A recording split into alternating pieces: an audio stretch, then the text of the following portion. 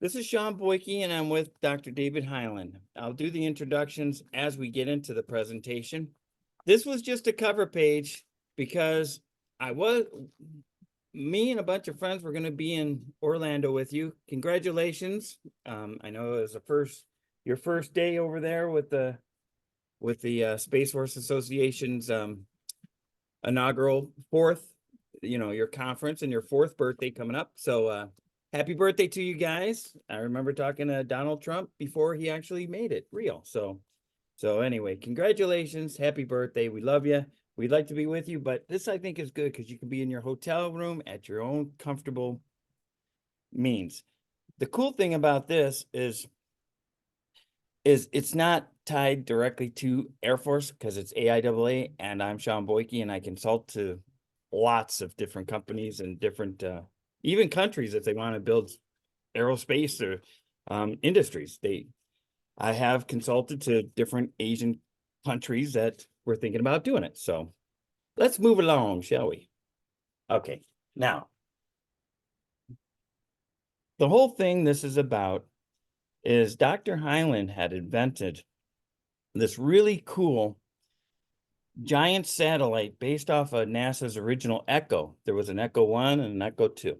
Okay. And it was an inflatable, lot like Mylar antenna that they put up in space. And so he actually invented a method of doing it in a different means by having a solar microwave fabric, which means it has solar cells on top. It has conversion techniques inside and rectanas, either printed or transparent to it also. And that means you can take energy from the sun and convert it and transmit it back down to Earth. Now, what he had found out is you could actually because the energy is so massive, you could vaporize anything anywhere in its telemetry or transitioning point, whether it's at launch, mid-launch, or getting to its apex. We'll get into more stories about that later.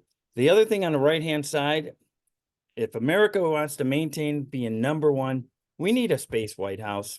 It has to have a really cool situation room and a table that we could go and discuss and sign treaties for peace. Okay. And then to do it, everything has to be digitally created. So this is a image from Northrop's, my buddies at Northrop.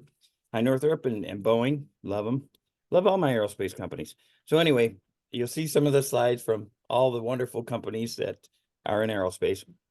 Now, these orbits shown there, we're going to discuss how they're useful and how they're effective and how they could actually, in Leo, it's falling to Earth. So Dave gets into the very technical nitty-gritty on this. Because we have so many slides, I'm going to try to take about a minute on each slide or less. So this, I had a really cool constitutionist professor, and he was actually a manager of engineering on the International Space Station. His name is Stephen Jackson. Anyway, he said, Shawn, do you know what the world's biggest events ever were? It was either the ruin or peace of this world. And he says the world was falling apart in the Roman days. So anyway, the first one was the life of Jesus Christ, because that changed the trajectory of the world. The second one was when we, America, created and dropped the atomic bomb. And so we used it. So, which means we could have planted our flag anywhere and said, okay, the whole world's the United States of America. But we didn't do that. We let everyone maintain their sovereignty. We only asked one thing. There's only one monetary trade system used around the world, and it's the U.S. dollar. And then it would be today. We are going to prove to you, scientifically prove, that we can actually dominate space and anything that coming towards space or coming from space into Earth, we can wipe it out or vaporize it. Okay. So it's the coolest thing in the world. I'm really excited and extremely honored that I get to present this to you. Over on the right-hand side, it's really cool. They have the Western Wall, and all these words here are the name for peace and love. I just thought that's a perfect way to do a Christmas presentation with a lot of heavy-duty science in it. Now, because this is for the Space Power Group, now I don't have to read you what you already know, okay? In space, superiority, right? Delivering operations from space, which means communications and, positioning, navigation, timing. Doing that, I've done space for a while. A lot of us have done the GPS satellites or the rocket ships that put it there and stuff like that. So we need to maintain leadership with that and controls and any threats that should happen to them. We got to be able to annihilate those threats. We're going to show you how. And then to space, should something want to, coming up like those nuclear missiles, long range control and network infrastructure. We will show how we can do this in a whole new fashion. So it's time to change our paradigm. Oh, plus the ultimate thing is this, like Saltzman said, our mission statement is call to action, concisely encapsulate our purpose and identity as guardians and members of the profession of arms. Saltzman. Well, our goal today is to make you look like a superhero. That's it. And we're going to do that today. So here's the goal. We create the Space Power Star Shield. This has to be a shield. That's what we're going to call it, even if it has different names and different people own names and stuff. We're going to call this one the Space Power Star Shield. It's a defense. We're going to talk defense heavily on this one. We will discuss the importance of energy and then the importance, I really believe, we need a presidential house in space that they could visit, like Camp David, okay?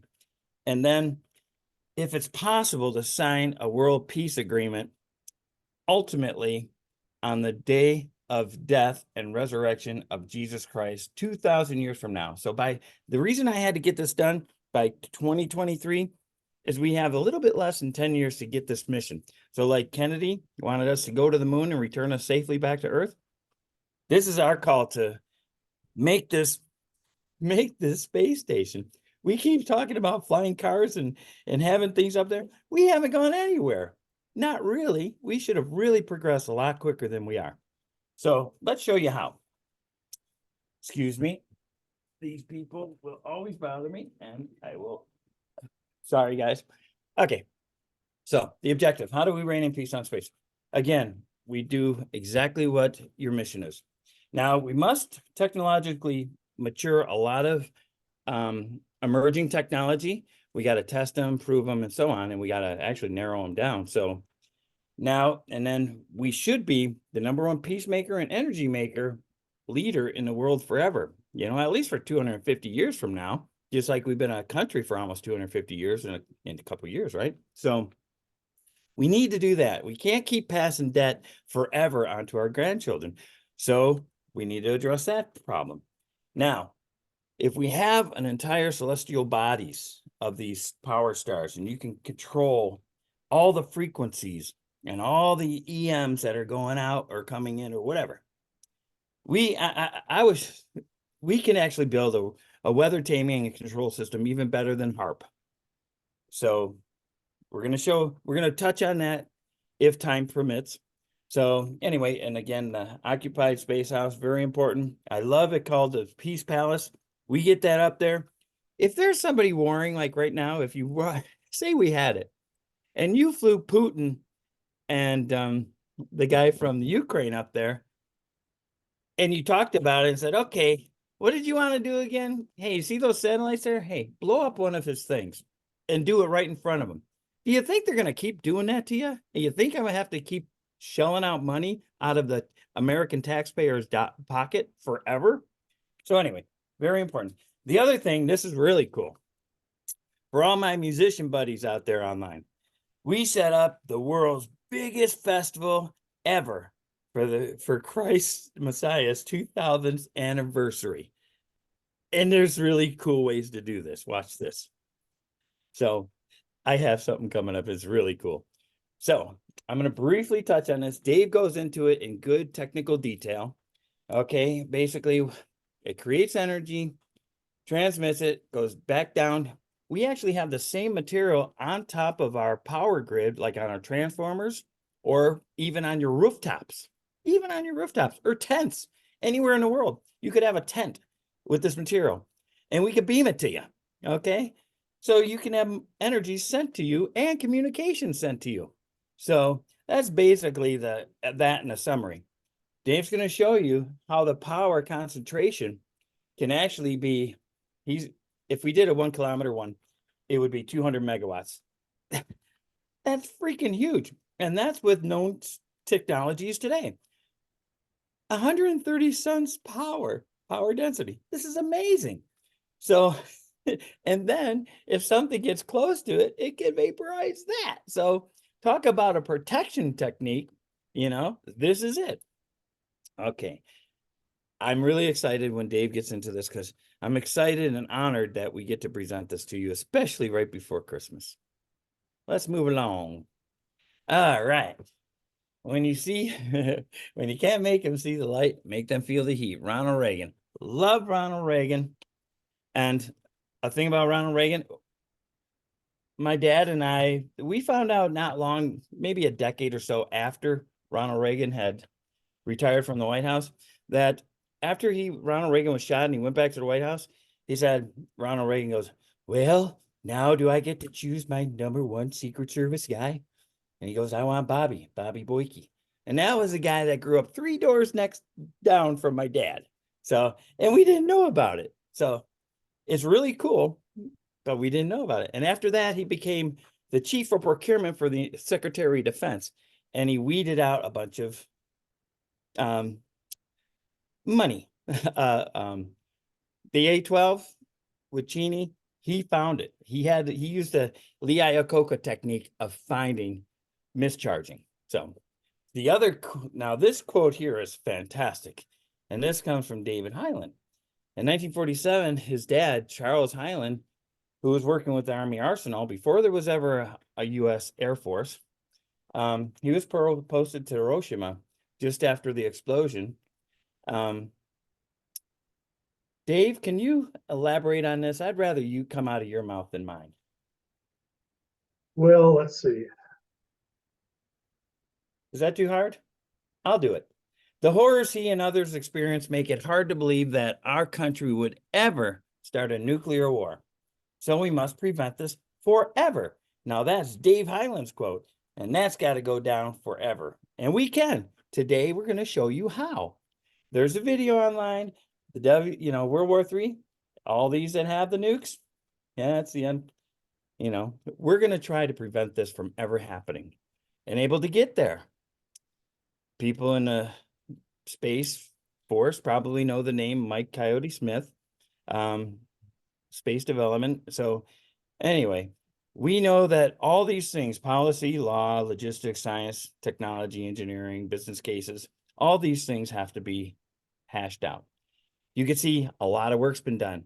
A lot of this can be transferable to what we're doing in a different means. All right. Now, the man of honor, my buddy, Dr. Dave. So when I first met Dave, he goes, okay, here, I love the introduction. Hi, I'm Dave Hyland. And then it was all these PhDs got together at a conference and they only had 20 minutes to talk about what their PhD was in. And they all had like 30 slides or something, or 50 or 100. So they had to do it in 20 minutes, right? So anyway, the introduction, he streamlined his introduction. Dr. David Hyland, PhD from MIT in 1973. Boom. That's the coolest. So Dave, you could talk about, we only got a minute and a half. Want me to talk it? Talk what my You're MIT, you were from MIT, and then you went to, yeah, you worked on reentry systems and technology and control with Lincoln Labs. yes. And then actually I worked for them for I was educated at MIT, yes, and I worked at MIT Lincoln Lab for about 14 years. Obviously, DoD matters, right? And on to Michigan University of then I Michigan. was hired to Oh, Harris. yes, I led an advanced technology group at Harris Corporation as a senior scientist until 1996. In the same year, I joined the University of Michigan, Ann Arbor, as professor and chairman of the aerospace department. Yay, Michigan. And it, it, the Michigan Aerospace Engineering Department was sort of low on its research uh, uh, powers, and but I managed to increase the research activity by more than threefold. And then And Texas. then, and then, of course, Texas A&M wanted me to go there, so I did in 2003 as Associate Vice Chancellor of Engineering and Associate Dean of Research Administration. And I was also a endowed chair and professor of aerospace engineering there, an adjunct professor of physics, and director of space science and space engineering research until retirement from Texas A&M in August 2017. And right after that, I established my little consulting company, working for a government agency and so on. But mainly, I wanted to continue my research interests, especially with respect to three rather large ideas that I had been thinking about for decades. Okay. It was time. And that this includes the advanced RF systems, nanotechnologies for power collection. That's basically PowerStar, and quantum processes for distributed imaging systems and advanced propulsion. The result of this work, just after I retired from A&M, 8 patents had been issued, U.S. patents, European and Japanese. Fantastic.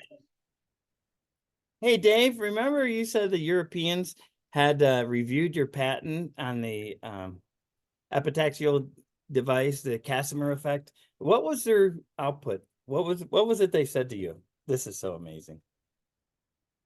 Well, the Europeans have a list of characteristics to to characterize the viability of an idea, and lo and behold, their committees got together, and the epitaxial device idea was rated completely top rated, most unusual. And especially there's quite a few eminent physicists actually doing the review. So I was very pleased, of course. Yeah, and you were under the microscope because they're not nice to us sometimes. They're not. Some of the Europeans can be mean they're critical to us in America. Some of them. Yeah. So now remember when you and I were talking and you were developing this, and you actually created it was your PowerStar analysis sheet. Actually, it was a huge paper with all the math, science, and everything for the PowerStar, and then you sent it on to Mike Coyote Smith. And I remember you'd talk to me just after he had all his team review the whole thing, and he was telling you that wow, this is really incredible. And at the time, you and I were looking at it to you were looking at it to vaporize meteorites coming to Earth, and you said you can vaporize a 90 metric ton one. And Mike Coyote Smith said, yeah, well, you could vaporize a fighter jet, a bomber, just about anything, anywhere at the, close to the speed of light. So that is, I hold in high regard, and that's where we're going from here. Now, is that cool enough, Dave? Yes. Okay, thanks, guys. Well, I don't want to, I know I'm running out of time. It's 5:30 and we haven't even gotten into the nut and bolt yet. So please forgive me. I know that Zoom is always slow and we did have a little hiccup ourselves. So forgive us for a little bit delay there. Had to start the thing with the Elvis though, and I'm going to tell you why. So yes, I've worked on a lot of things. I was lucky. I started at my dad's engineering company, General Engineering and Controls, right across the street from the GM Tech Center. We did machine tools, special machines that would make all the powertrain stuff within microns. Okay. So ANSI Y14.5 was invented for that industry because we did stuff within microns. So then I got recruited to work at Northrop on the B2 as a tool design engineer. And then, I worked on the B2. I worked at a lot of places. On my 13th airplane was the F-18 E&F as seen in the Top Gun Maverick movie. Got to do the centrifuge on that baby. And then right after that, Jim and Joanne Arnaz, who are now managers at Lockheed, they recommended me to a job consulting to Martin Marietta. And it was Samsung wanted to make an entire Asian aircraft industry. And they had an agreement to do 100 passenger airplane for China. And they wanted to do it for themselves also in Korea. And they wanted to have duplicates. I didn't know this till the end, they were going to do duplicates. So I went and I did the Korea thing for 3.5 months, came back here, found out that the Chinese got all the data they wanted from them. And then they ended up going with the old company I worked for, McDonnell Douglas, now Boeing. They bought the MD-95. So as it's happened in the past, Chinese took all the knowledge and ran and left them high and dry. And then right away, I got put on Samsung's electric vehicle, which was EV4. And all it was a crappy clay model. They only had 3 people working on it. So had to build a team and had to do it in 2.5 years. So the second shift was GM during shutdown. They did the front surfacing and all the packaging. And then the second shift here in California was because it was on CATIA. I had to keep the thing running because I didn't have enough people and bodies to do the job in time. So my second shift was the International Space Station design team. So they'd come in into my second shift and they'd do the design. So that job for $12 million, we did 50 cars. So it was a low rate production, did 50 cars, showed at the Tokyo Auto Show for 12 million. It gave GM bought it from Samsung for 1.3 billion. So that was a darn good deal. Now, the coolest thing is I got to learn how to put together an entire master plan of how to build an entire company and a product. So that's what you need to do what Dave and I need to do for this Power Star system. So anyway, did all that other stuff, wrote a book. Next one. This is fun. I'm having fun with this because I love what we do for a living.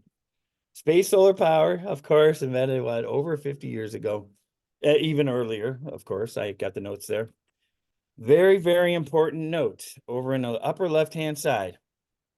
We wouldn't be here today if it wasn't for this event where my mother had passed. And on the eve of, after it was a Catholic funeral, so when she went into the ground that evening, I kept hearing that song, If I Could Dream, over and over again. And I couldn't find out why. Well, anyway, later that evening, I got visitation from my mother's voice and Elvis's voice, and they were laughing and giggling and talking about practical jokes like, okay, electronically screw up some money, screw up his car and screw up his computer. Well, inevitably, all three of those things happened. Not just then, but earlier this year. Okay, once I figured out how to stop nuclear war. So it happened twice. So anyway, but I got to see the Earth was on fire. Okay, I was up in space and I was in a flying vehicle like the NASP would have been able to do. And I was up on that and I could see the world on fire. And then we went and docked into a space house. That's what we need. So, and we got to see this and I go, oh, I know what we could do. We could use the space solar power and because all these places on fire, like the Middle East and stuff, they were all on fire. They were having a caliphate wars, but they really had bad weather problems with the hot getting hotter. Well, we could actually control the weather and douse water on top of them using the space solar power, but they were black, so I couldn't tell the design of them. So when I first did a book, it looked something goofy, but Dave invented the ultimate one. So amen to Dave. So because I finished my first book, which I was concerned, Boeing was now second in the world on aerospace. We were losing to Airbus, and I'm like, my God, with the Wright brothers to now we're losing it. So I had to write this book with all my experience and other people's experience about the truth of the industry. And then when that vision happened to me, I started the second one because I told everyone about it. It actually happened 2 nights. I got it the first night when she was buried, and then the second, I got to come back and I could actually ask questions and I could go back and forth and get the answers no matter what. So I started writing the second book because nobody would believe me. Even my brother-in-law, I had to let him know right away. He was in charge of Selfridge Air Base, okay, in Michigan. And that was what he was in charge of. And Colonel James Wimberly. So anyway, I told him and I had to tell everyone because nobody would believe me. And then I wrote it down because I knew nobody would believe me.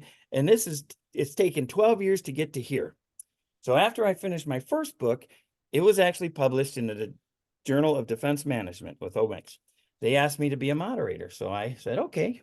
So, well, first just a key speaker and then moderate the whole thing, which is no big deal for me because I was taught how to present. So I went there and I finally got to meet Dave Hyland, Dr. Dave Hyland, and all these wonderful, wonderful people. Let me please make a statement. Forgive me if I say I too much, because one thing I loved is I went and seen a retired vice president from Northrop, Mike Simonera, and he wrote some great books about engineering, aerospace from Northrop point of view.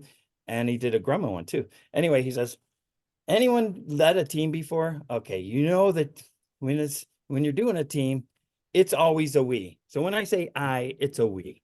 That's just what it is. So I'm not boasting. So it's just, okay, maybe you were ahead of that thing. Okay, so I don't mean to be so big-headed, so forgive me for that. I had to say that. So after I did this, and Dave came up with this fantastic concept, and we actually had working groups together for quite a while with me and Don Murphy, and then I met Jack. There was a president of a hedge funds, Fisher Investments, and also U.S. Bank, I think it was. They introduced me to Hal Wolf, who created this green hedge fund called Blue Capital, and he put together the funding for over 90% of America's green energy. So we had the team, the money. He had 54 billion at the time. And he called me before I went and did another conference. And as I came back and I finally got back to him, he had passed. And I couldn't get the people out in time. I couldn't get Paul Werbos because he was ill. And then Dave didn't retire yet. I mean, the timing wasn't ready. Now that we're in the future, we're here now. The time is right and the earth is right. And I think everyone on earth is ready for this. So this is where we are today, and let's go on and make this happen. So at one of the dinner meetings, Dave and I were talking about space solar power, and I told him about this War Without Oil book, and you see Mike Smith talks about this too. The goal here, or the output, is conclusion. Whoever has the most energy wins, period. Whoever has the ability to produce wins and controls, period. So now, if you Google this, known reserves today and our production and consumption level, we have less than 47 years of oil left. Let me caveat that, because the greenies go nuts about that note. You know, we actually bury trash in a lot of different states, and then we use, and it makes natural gas. Okay. People know how to do that. Not only that, but if you have an oil reserve or an oil field, Earth keeps making more oil. They get to reopen those pumps later on. So there's a lot of things to be considered here. But remember, as our production or as our population keeps growing, we do need to have alternative methods. And this is the ultimate alternative method. Now, who uses all the fossil fuel? What a stupid name. Because it's not made from skin and bodies of dinosaurs. I mean, come on, old forests and stuff. So anyway, you can see the consumption levels are getting large, really astronomical.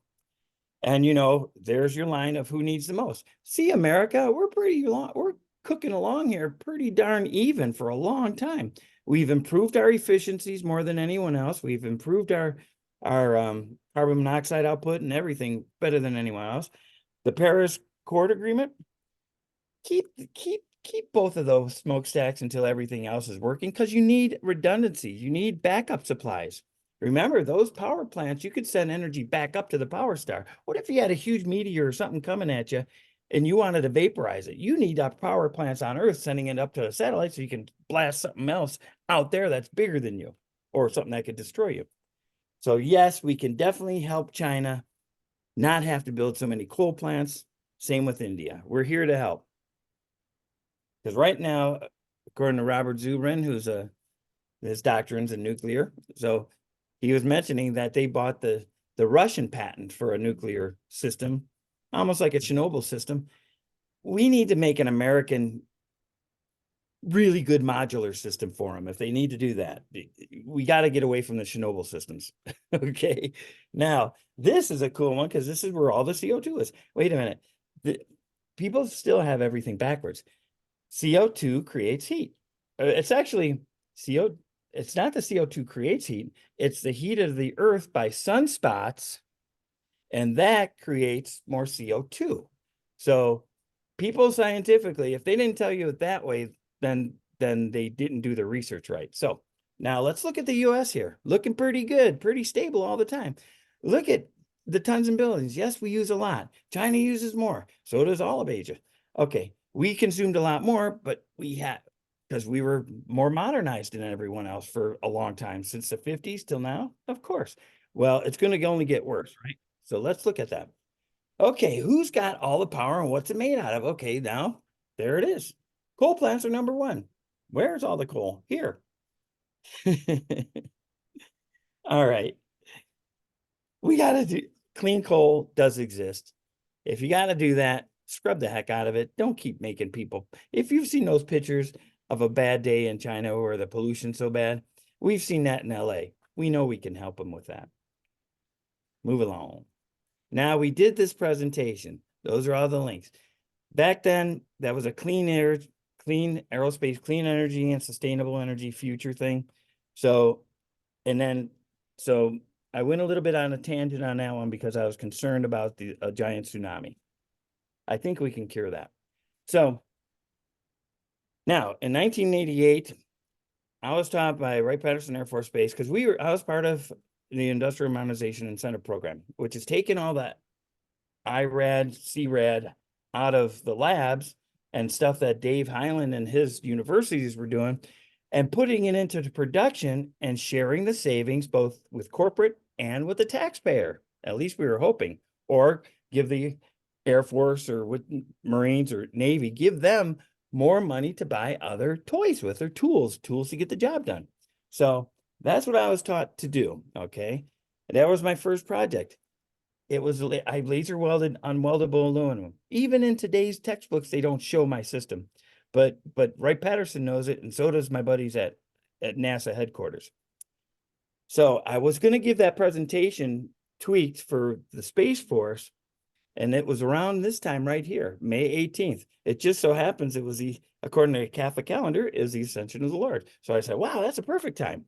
So we didn't get to do it. I didn't get feedback from them, but all these things line up. See the 3 at the end of everything, 240 years ago, 120 years ago. Heck, only in 5 days, it's the Wright brothers, right? I mean, that's awesome.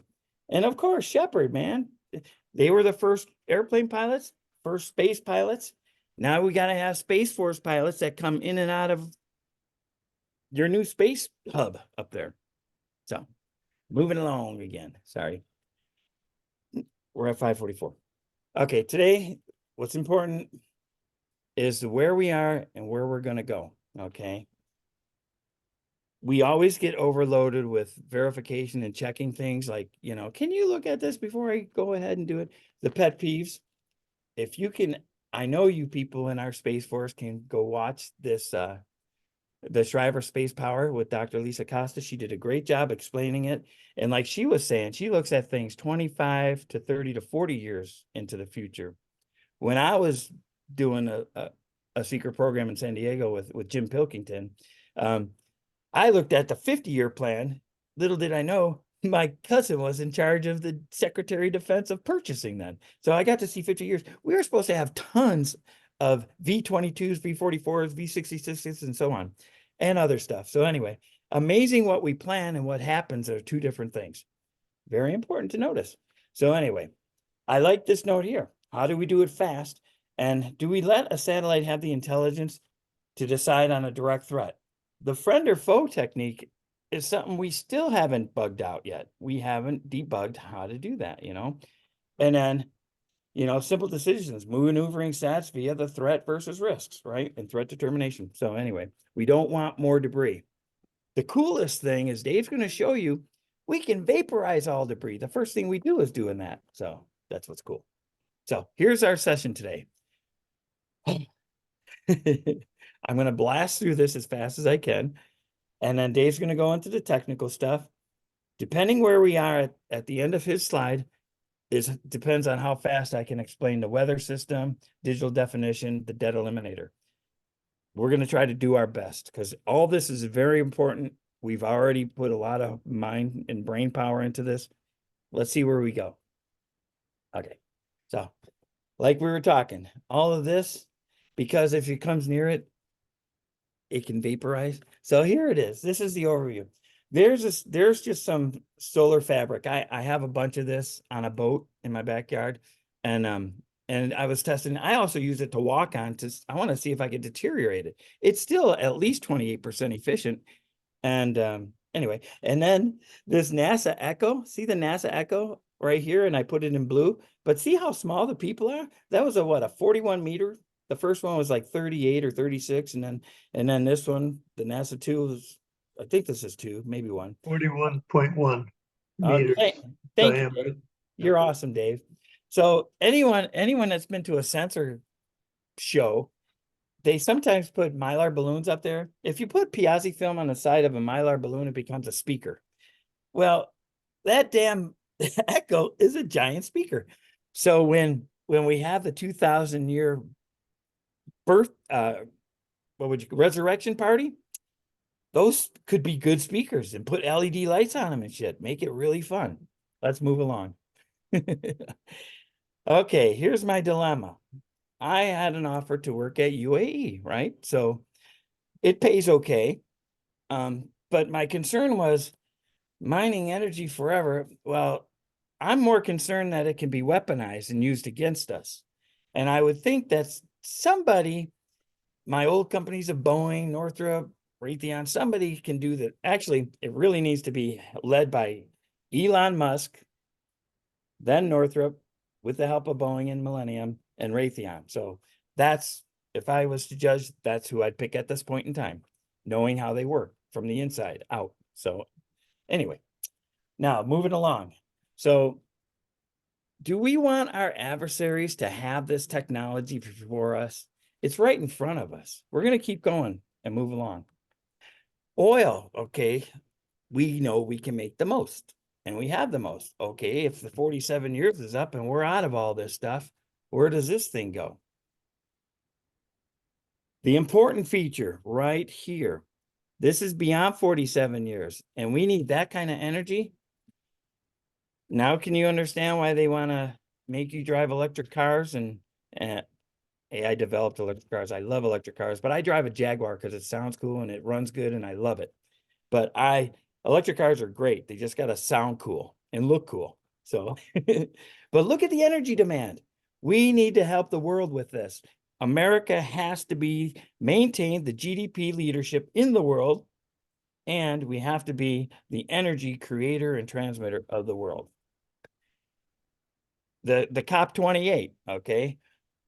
Ooh, who's all the carbon giants? Where's all the bad stuff, you know, hydrofluorocarbons, so on. This is your charts. I'm not going into it. You could watch tons of places to see this. I think that Visual Capital, I think, is where I get a lot of these slides. They probably have the most honest information I've seen. So, moving along. We're at a turning point right now on Earth. Right now it's the globalists versus us. Okay. We're not working in harmony yet. We can show us how to get there, and we're going to show you how to get there. Okay. So right now we're in number 1. We want to get to number 2. Let's see how fast we can do that. Now, this is important because the technology, if you listen to the WEF and WHO and those UN people, I thought I'd had to die just to get this answer.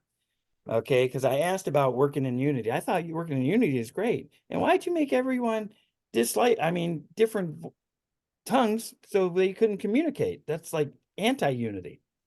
Well, there's my answer. I found the answer. David Jeremiah, you helped put this together. Thank you. It was the pride. They had pride. They cared more about the new technology of the bricks. When a person fell off the building, they just kept on working and didn't give a crap. When a brick fell off, oh, they'd have to stop and mourn it and have a little funeral for it. Okay, for technology. They forgot the 2 rules of God. Love God first and love your neighbor. And I love what this guy said. Right? I love what Carl Sagan says. Think of the rivers of blood spilled by generals and emperors so that in glory and triumph, they could become the momentary masters, right, of a fraction of a dot, right? And now that we have the James Webb Telescope, we are really a dot of a dot. So anyway. Now this one I thought was cool because it's a way of looking at things. Take your time to read this your other time. I don't have time today, but if you thought, I like how people in the past used to think that the sun's going to burn out based on our known fuel. If it was burning coal or something, they thought it was going to burn out a lot quicker than we know in a physicist point of view. It can last a lot longer, although Dave is saying that there's concerns with that because we're not getting into that. But I like what Dr. Zubrin said. He said, you know, a granite slab, what is it? Like, I don't know the price because I don't do that work. A granite slab, let's just say $50 a pound. But if you're mining it for nuclear energy, well, then it becomes like $5,000 a pound. See the difference of limited and unlimited resources? So, excuse me. And I like what Buckminster said, right? It is not highly feasible to take care of everybody on Earth at a higher standard of living than ever known. It no longer has to be you or me. Selfishness is unnecessary. War is absolute. It is a matter of converting the high technology from weaponry to livingry. Turn your weapons into plowshares. So we just need to improve living standard for everyone. And America is the one that should do that. Excuse me, guys. I got Santa Ana's in California and I'm allergic to all this crap. I love this, of course. We hold these truths to be self-evident that all men are created equal by our Creator with unalienable rights, life, liberty, and pursuit of happiness. What does China and Russia's constitution say? Okay, and I love this. We come together, we solve problems, we win, they lose, we execute our foreign policy confident that we are that shining city on a hill with good Ronald Reagan. Don't have time to show his video, but it's a great video. And yes, we are never defeated unless we give up on God. Too much of our country is giving up on him. Always have faith, buddy. Always have faith. This slide is great. I'm sure you guys at the Space Force conference going on right now, you've seen this slide. Thank you, Astronaut. So this shows a conventional type of satellite. I like the American flag on it. If you had a bunch of power stars out there, heck, before it goes anywhere, you can vaporize it. So we're just a step ahead of you guys, okay? Existing threats, directed energy weapons, right? These are your standard threats with high energy weapons, and of course with debris.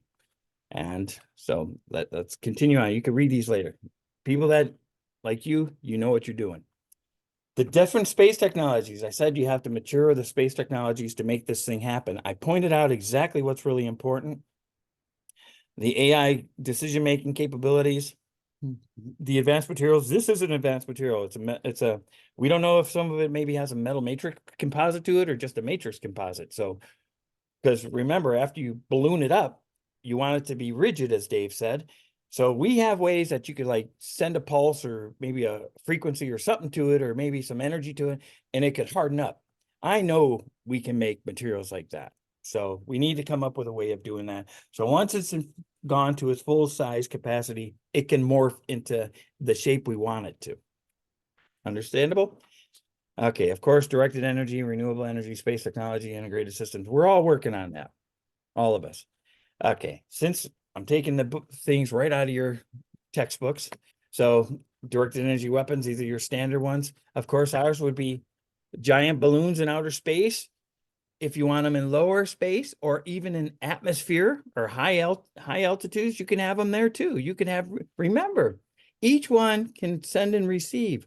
So we can actually keep energizing us anywhere in the world, even when there's no sun shining, because we can relay them to each other.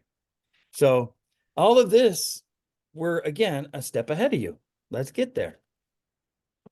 This is a frequency that defines a directed energy weapon or a high-powered microwave right there.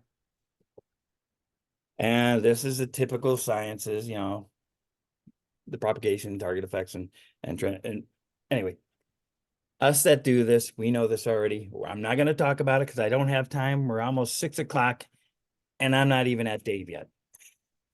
Bummer. Okay, these are the technologies that need to be evolved, just like we're doing on the OPIR systems. There it is, OPIR systems and our existing space systems. I love that. Semper Sistius, always faster. Very important. All right, this one is cool too. So, where are all the nukes? Well, here they are. There's your number. Okay, here's your location. Now, if I was China, I would want to fly them right over here and find out what frequencies interface with all these nuclear sites. And I'd want to find the sweet spot of exactly where those missiles would come from and find out what resonant frequency is the sweet spot so I could either go and invade them or destroy them or turn them off. You want to control them.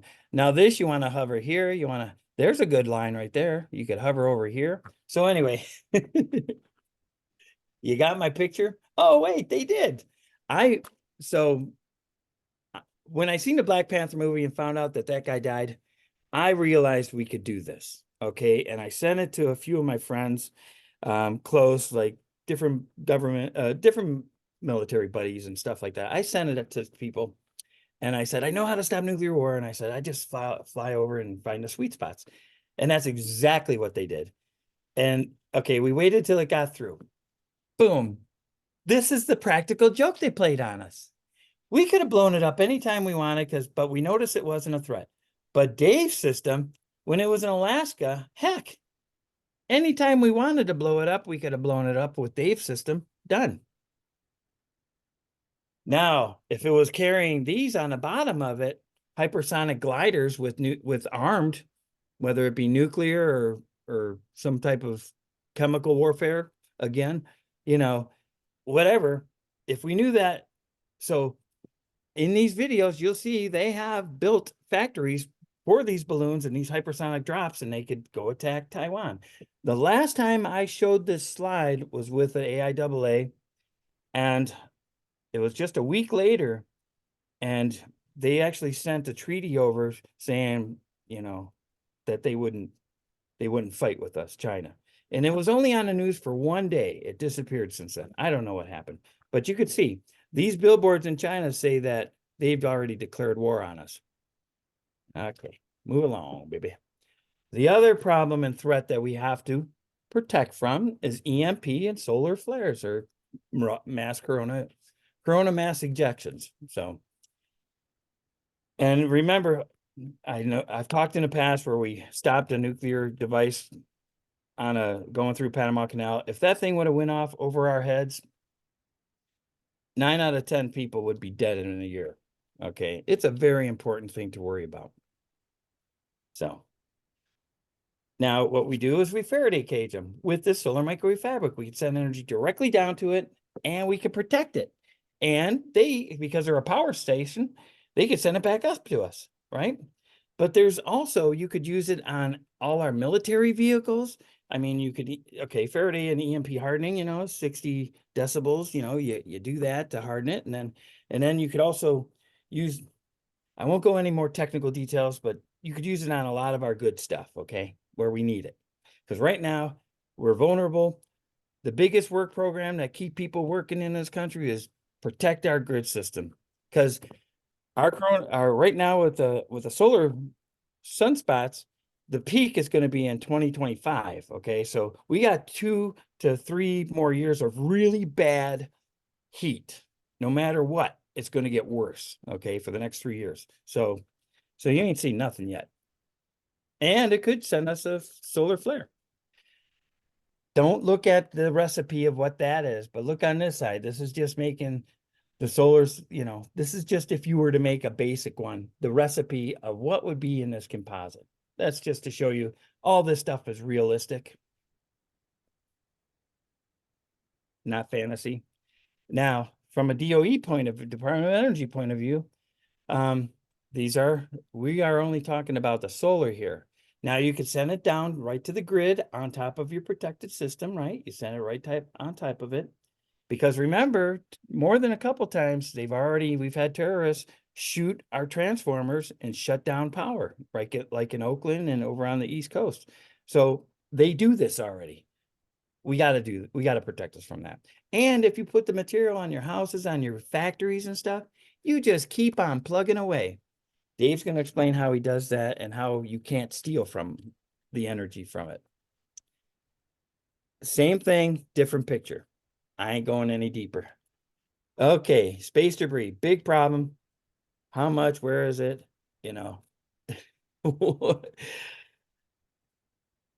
I'm going to put all these slides up after we get the link to this video, and you guys can watch it at your leisure because there's way too much to talk about on that one. This one I always thought is nice because it shows what it looks like. And if you had a bunch of power stars throughout here, it would just start vaporizing and clearing house of anything that's either, you know, if it's unauthorized, it's vaporized. So this is your way to do it, baby. Money. Yes, I'm not going to talk about the Bitcoin yet, but the big important. Yes, our debt is not that great. Okay, we could do I'm not going to go into the BRICS one. The BRICS thing came up before when I was communicating with Barack Obama, and he actually, because I said no, World War II, they said only one monetary thing, and it was the United States dollar. And then he sent me back that Justin Timberlake song and Black Eyed Peas, you know, Where is the Love? So anyway, yes, we have to go digital, but you have to be able to use ours that's EMP resistant and can't get stolen from no matter what. It doesn't consume 16,000 liters of water for every transaction. Huh? So when Dave said that you have, you know, these consume up a lot of energy to clean the water to get this, you really think maybe paper money ain't such a bad idea. Okay. And then why do terrorists always want to get paid in Bitcoin? So Make it resistant to problems. And yes, we have an executive order on it. We can do it. We need to do it, but it has to be done smart. Yes, we're not number one, and it's gotten a lot worse. I ain't going to talk that either. Okay, global economy. There it is. I just talked it. I'm not going into detail. You can see we're still number one. We do this system, we will remain number one for at least, like I said, 250 years. On our 250-year anniversary, let's say we're going to power you for another 250 years at least, right? And protect us from outside, from the outside of meteorites or anything coming to kill us. Will protect us. So, and remember, your worth is only the ability to produce, right? If you're not making nothing and you're not selling nothing, then it's no use. GDP, okay? America is now at the 125% of our GDP. Okay, so we're in debt. But China's 300% of their GDP. So they're in worse condition than we are. They owe people longer and more than we do. We can help them out with it. We don't like their political faction. We're not communists, and we won't be. We better not be. I know one side of the aisle wants to go that way, at least socialist, which is just a stepping stone. Here's the biggest picture. All this debt, okay? There's our debts. And there's the hidden debt. 65 trillion in hidden debt. We lost 3 trillion on DOD money, you know. I mean, there's a lot of debt. In 2050, we can't afford for people to retire. I mean, come on, I'm worried about that. So I love the fact that the world needs a special work program. Well, this is it. Not just these satellites, not just reinforcing our thing, but everything needs to be improved. Everything needs to be improved. All right. Now, this is a hard thing for Americans to swallow because, oh, we're the biggest polluters in the world. Well, actually, no. We break the most regulations because we have the most regulations in the world. That's what it is. So don't be fooled by scam artists or taxation artists, okay? Their standard of living is lower, which means they don't have as much regulation. So we let the suppliers, yes, we let them dirty it up so they can manufacture the stuff to send it to us. That's really it. But we really need them to learn the skills, to be able to produce better and better all the time. And we can all improve our own backyards all the time. So now, if you know your world's going to turn into this, don't you think you'd find ways of mining the earth minerals out of underneath the sea? If we started mining we've got more rare earth minerals in the ocean anywhere in the world. If you had a really efficient energy means of doing it, you'd start putting more land where you need it, where it's going to happen. Of course, we're getting those models done now, right? So how do you do that? Well, solar microwave fabric is at a low level. Independently, for all the technologies, they're much more mature, but integrated together, it's not there yet. Now, because it is a high-powered microwave directed energy weapon, we have to do all these different analysis and models and understand exactly what it is so we can make a good request for information, and those come back, and then we can start developing a better request for proposal. And able to do that, you need a Space Force World Protection Plan. I started one. I don't get paid anything from anyone for doing this. I haven't ever yet. But because I got that vision, it has to be done. These are the basic ingredients of that type of system: the creation of energy, the beaming of energy, the collecting of energy, the data systems to do it. Integration, always a key factor. The added benefits: weather control, tracker beams. If you put tons of power stars into out in orbit, I mean, make it a highway to heaven, man. You just put bunches of them, and they can keep transmitted to each other as we keep going out and explore further and so on and so forth. And you can beam it down to desalination facilities. I mean, it's endless, the benefits you can gain from it. Now, I'm going to do a break.